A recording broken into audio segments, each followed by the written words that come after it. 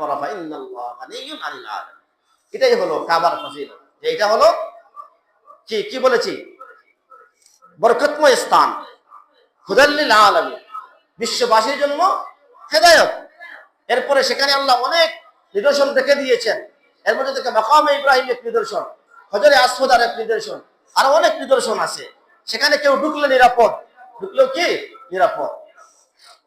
এটা হলো বায়তুল্লাহ, কাবার ফজিলত।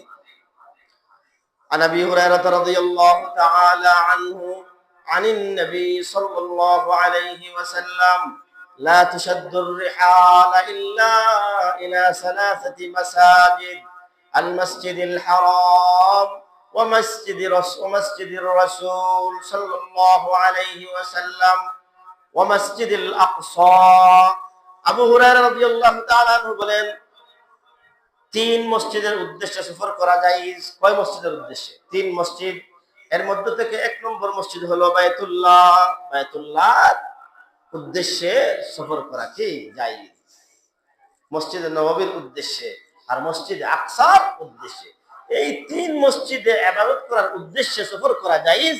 দুনিয়ার অন্য কোন মসজিদের উদ্দেশ্যে সফর করা কি নয়, জায়েজ। এটাও কাবাগরের ফজিলত। মুহতারাম হাজির, আর অনেক ফজিলত রয়েছে।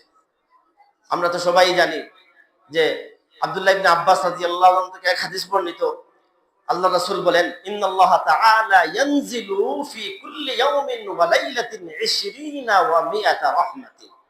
যে আল্লাহ পাক রব্বুল আলামিন প্রতিদিন এবং প্রতি রাতে 120টা রহমত নাযিল করেন। কতটা রহমত?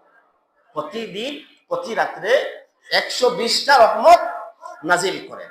ফি কুল্লি ইয়াউমিন ওয়া লাইলাতিন 20 ওয়া 100 রাহমা ইয়ানজিলু আলা হাযাল বাইত। কোন জায়গায়?